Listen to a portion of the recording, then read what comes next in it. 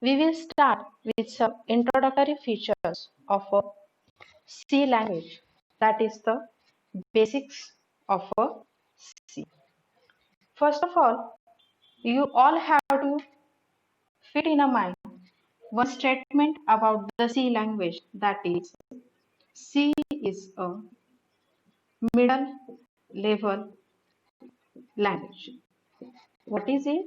C is a middle level language.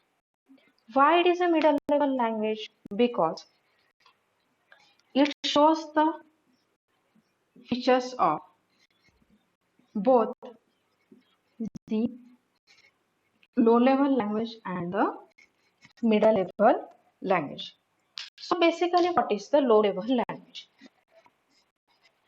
The features or the syntaxes used in the low level language means the programming used by this language is the combination of these 0 and 1s, that is the binary digits. So if you have to write some code like add, then subtract, you have to follow such a coding in the combinations of a 0 and 1. But it is a much more difficult task for you from the programming point of view. So many of users are not liking these languages. So the inventors invented the next level languages, that are the middle level language. Middle level languages are nothing but the using of the plain English statements to denote the different features of a language. Means the 0-1 combination is replaced by these English statements. So C language fits in this middle level language. What is the high level language? High level language is nothing but the object oriented programming language.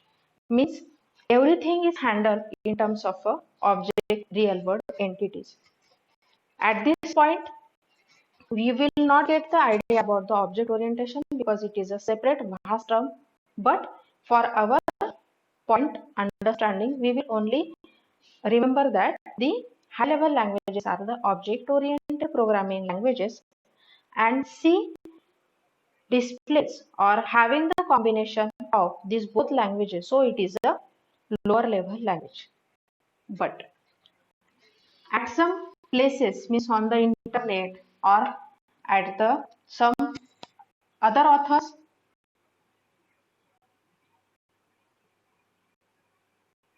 which is not a letter C by Kanetkar.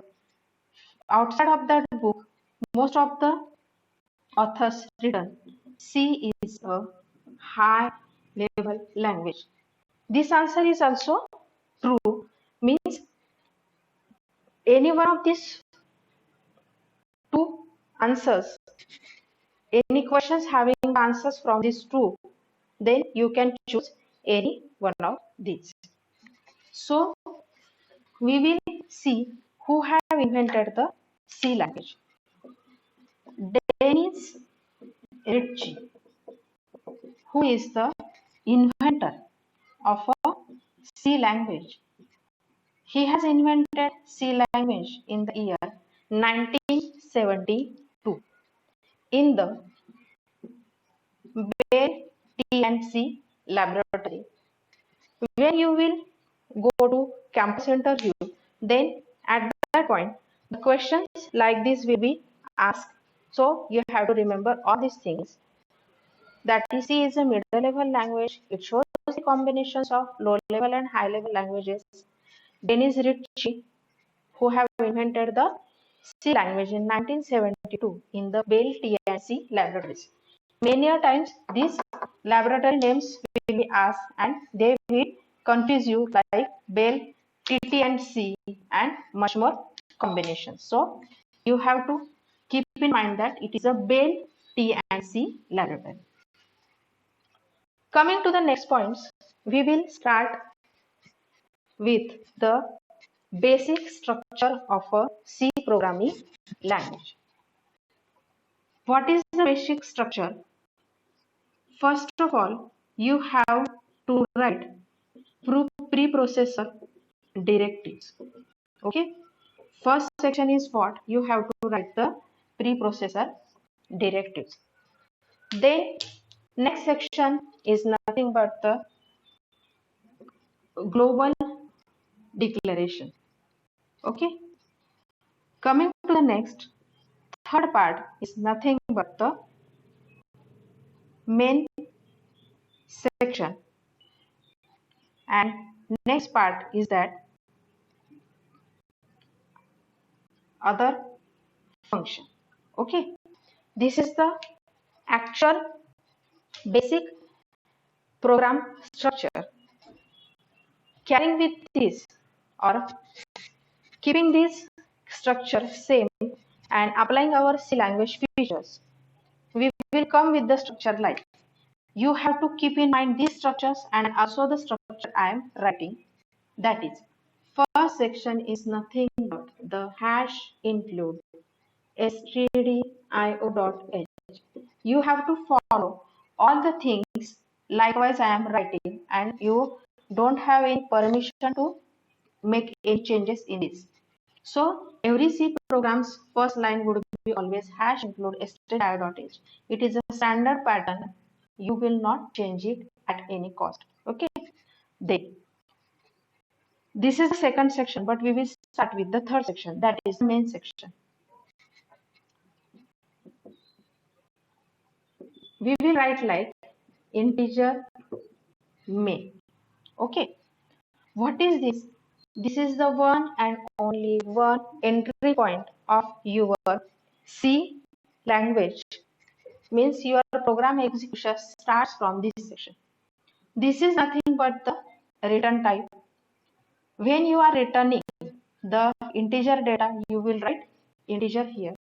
By default, C language having the integer return type for the main section. Not any other is allowed. But there may be cases like you can avoid this by taking here the void. Means you can write like void main and then opening closing. Okay. So first statement is also true, and second box statement, the statement I had written in the bracket, is also a true statement. Okay. Now, what is this main section? It is nothing but a function, to which we call function any name having the opening closing circular bracket in front of it is known as a function. So it is a main function of your C program. Then we will start with the curly bracket opening.